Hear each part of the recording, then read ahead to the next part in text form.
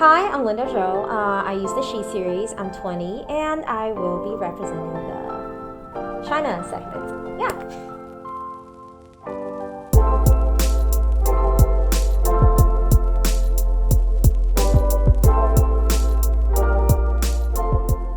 I can never really truly identify as Chinese because I wasn't really raised there for long enough of my life, and I can't really truly identify as American because I am by definition born and raised in China, so it's a little bit of both. This is kind of unconventional, but I am Chinese, like full Chinese. I was born in China and I was raised there for about 10 years, and I moved here and lived in Colorado all the way until now. I was raised for about a good 10 years before moving to the States, and I lived in the States all the way till now. So I got to experience both sides of the culture. I do speak Chinese. I am fluent. It is my native language. Like I said, I speak Chinese to my mom, and I speak English to my dad, who is full-on white American. I don't think I'm that comfortable not that as comfortable as I'd like to be in terms of speaking Mandarin, because I wasn't able to practice it with people around my age. I grew up in a community where there's not really much Asians, especially Chinese people around me, so I can't really practice my language other than with my mom. So I'm more comfortable speaking in my own local dialect, which is slightly different from standardized Mandarin than Mandarin. It always starts off by the names.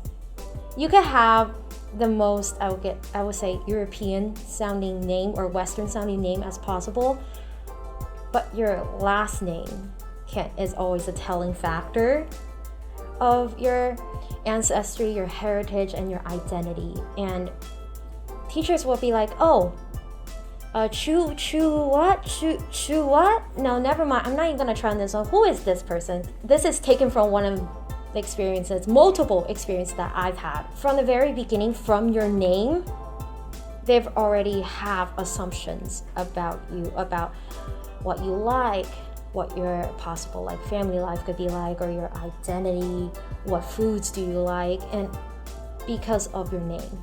It's a very harmful mindset. Well, if I had to talk about my life, because I did spend the first 10 years, first half of my life there before moving to the States. So I went to an international school. Besides that, right after, I usually go to dance practices, and I would dance and take all these classes. I would dance, I would take math courses, additional math courses, writing courses, calligraphy, English. Back then, I wasn't really interested. I only took them because my parents told me to. And it was like a way for me to fill up my schedule and to keep me busy all the time, because she don't want me to slack off on schoolwork. Now, coming here, I realized I had more free time because I had to first I had to force myself to learn English, which means I got myself a library card and I taught myself English, because the ESL program is absolutely terrible in my opinion. But during that journey, I realized I had a lot of free time because I was no longer busy. You're free to explore and find yourself and find your interests, rather than jam-packing your schedule with all different kinds of courses. Because in China, it's all about well-rounded. You have to be good at everything. But here, it's the education, it's like you get to take your pick on what you want to learn, and you get to have a more of a specialized and more specific focus. I feel like in a traditional sense, if you just have a textbook definition, I am Chinese because I am not an American citizen and I am born there. But if you look at it in more of the experience and how has being in both countries have shaped me, I identify somewhere in between. And my passions and my goals have completely changed. It's less traditional. And I feel like I'm more open-minded to ideas than over there, whereas I would have to have a set pattern. It's quite funny because I was discussing this with my closer friends back from home, that if I were raised in China for a longer time, my mindset would be completely different. First of all, I don't think I will ever choose a performing arts route, which I am right now. And at the same time, I don't feel completely American because of the fact that society keeps telling me I am Chinese because of the fact that I am not born here. And at this point, it doesn't really matter if you lived here your entire life, if you look Asian, and it doesn't even matter if I speak good English, because as long as I'm not born here and as long as my name is Chinese, I will always be viewed as Chinese. Besides my mom and of course me, all of my family are currently in China. And they're the standard traditional Chinese family where it's kind of like climbing the ladder. You first go to grade school, and then you test into a good middle school, then you test into a really good high school, then taking the college entrance exam and go to the top college if you can, of course, and then STEM degree. It's like any degree that will land you some kind of job security, and just live your life like that. And it's very traditional because it's almost like very stereotypical of what most people would think a typical Asian family would be like, which kind of contributes to why sometimes I feel a bit lost, if that's a good way to put it. I grew up in a very white suburban neighborhood, and I came here for around 4th grade. School is very white. I don't think people are used to having like super authentic Chinese food, because that's not what people associate Chinese food with. Like you think of General Chow's chicken, mapo tofu. Wow, that's the most English pronunciation I've ever did. But all of that is very modified. It's because over here it's like there's a different palate. Everyone has different taste preferences, and because of that, most people are very surprised and not particularly friendly when it comes to seeing actual authentic Chinese food. During that time, I was still learning English, and which was a feat of itself. I know kids, it's like they're teasing, but it's very hurtful to hear such words. And when you have that conditioned in your mind, you're like, oh, now you're forced to fit into that stereotype because they don't really see you as anything else. If not, you have to blend and try to westernize yourself in fear of that's what makes us different. We do not want to be ostracized. A really big part of growing up as an Asian American is you either get eaten or you join the pod. And for me, I choose to join the pod. I did not want to speak Chinese. I felt just any mentions of Chinese culture kind of made me slightly uncomfortable.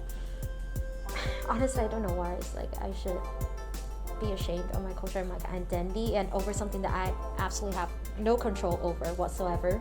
I forced myself. I was like, oh, I gotta get with the popular lingual, the slang, the Vine references. Oh God, the Vine references.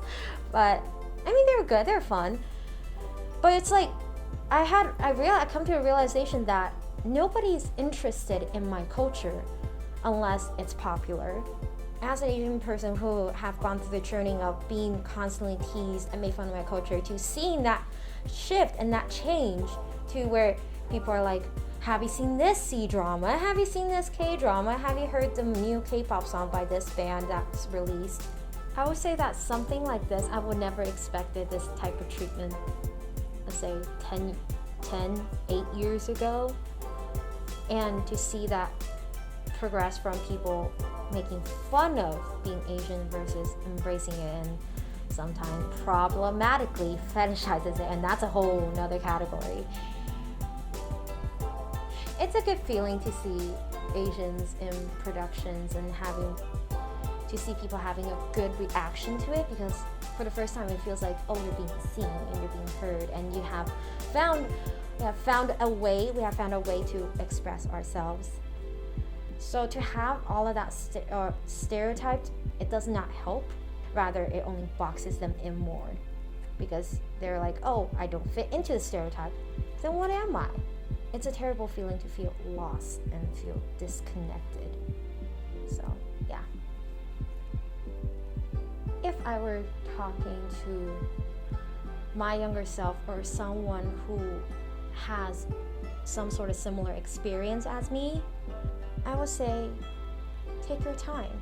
I spent so much time trying so hard to find my identity that I kind of lost myself for a while. Now that I'm in college, I'm embracing my culture. I'm just starting embracing my culture. It's almost a release. It's okay if you don't find your identity and you're struggling to find who you are between whether if your American side or your Asian side, because you're both. And there is no textbook definition of who you are, who you want to be, because in the end there's only one you, and you get to choose how you want your life to be, and that's all that matters. So take time to explore both sides and find what, not necessarily find what you like or don't like, but just take time to reflect and think and just take it slow.